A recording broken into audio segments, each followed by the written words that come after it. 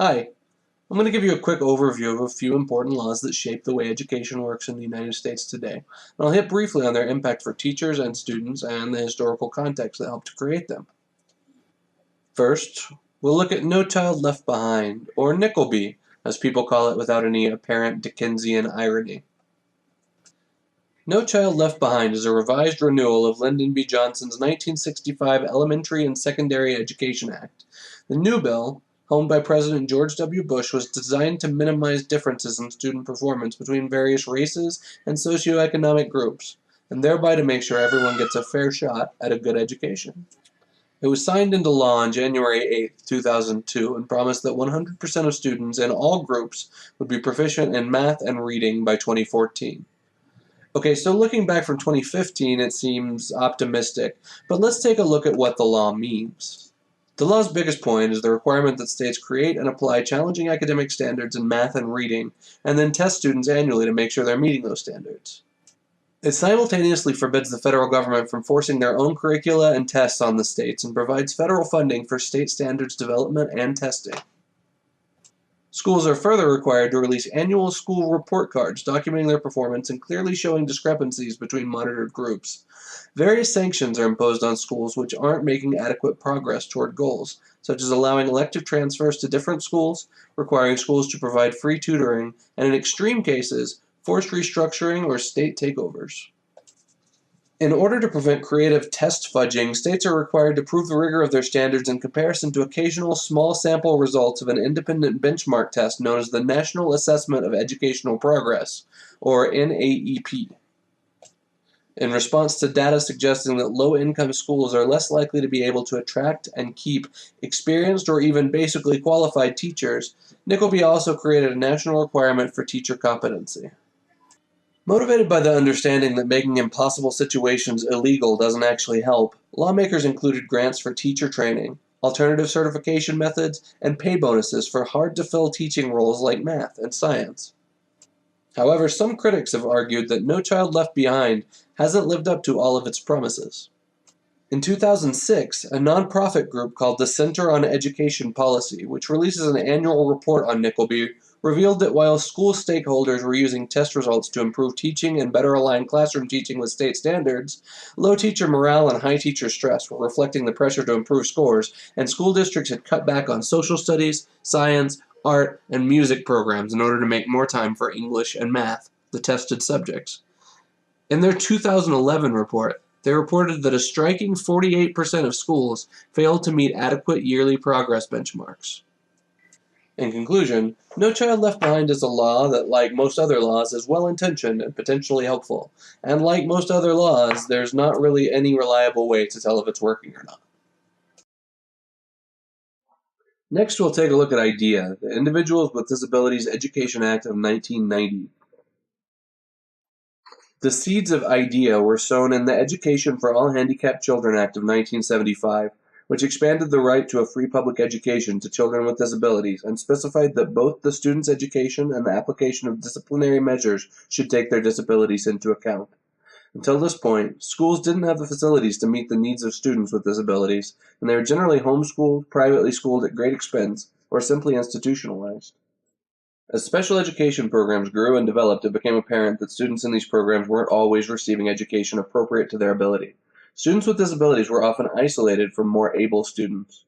Instead of being challenged to learn to their fullest potential, they were pushed through school without appropriate expectations. In 1990, Congress enacted the Individuals with Disabilities Education Act, which addressed many of the difficulties still facing the education of students with disabilities. First, it clarified that while a free public education was the right of all American children, children with disabilities would receive a free, appropriate public education in the least restrictive environment. This means that students' educations would be targeted to their ability level and they would, whenever possible, be integrated with other students in traditional classrooms. Further, the law requires that schools actively evaluate students for special education placement in order to ensure that student needs are met, even when additional services haven't been requested by parents. IDEA also created the Individualized Education Program, which includes parents and specialists in decision-making about the student's individual needs and appropriate accommodations, and ensures that needs and accommodations are reevaluated regularly. Under IDEA, teachers in traditional classrooms must learn about the challenges faced by students with disabilities and must adjust or individualize lesson planning to meet accommodated students' needs as defined in their IEP. IDEA has been very successful in creating appropriately challenging learning environments for students with disabilities, but like any legislation, it has run into difficulties. Parent expectation sometimes differs from what schools feel is appropriate, and the difference has often been pointed out between an appropriate education and the best possible education, which is not required for public schools by the law. General practice in a dispute between parents and IEP teams is for schools to continue using the methods the team feels are appropriate, as long as appropriate learning progress can be accounted for. If appropriate progress is not made, parents can request additional accommodations. Finally, let's look at Title IX.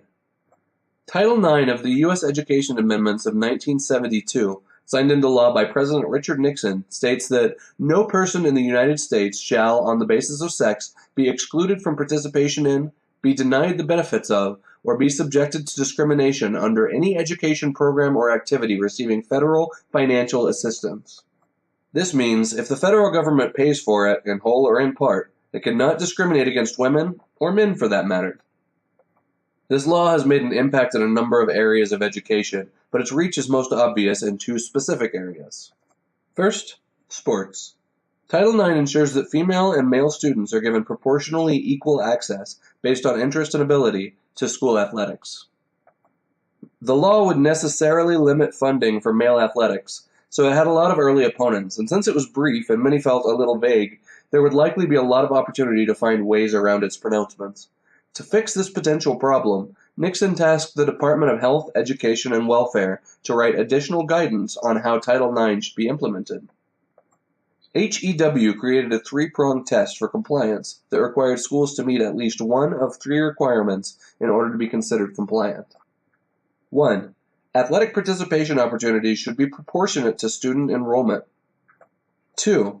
Continual expansion of athletic opportunities for the underrepresented sex should be demonstrated. 3. The interest and ability of the underrepresented sex should be accommodated, in cases where there are proportionately fewer women than men, for example, interested in participating in athletics.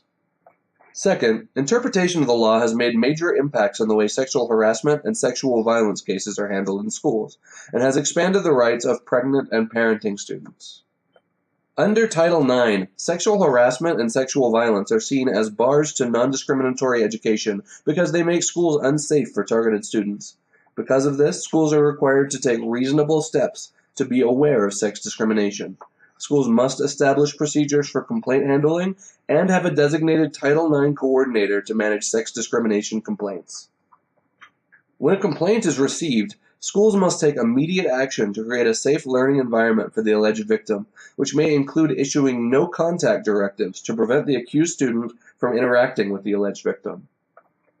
In 2014, guidance published by the Department of Education clarified the extension of Title IX protections to transgender and gender nonconforming students. This clarification has and will continue to have interesting ramifications on sports cases and definitions of sexual harassment and sex discrimination.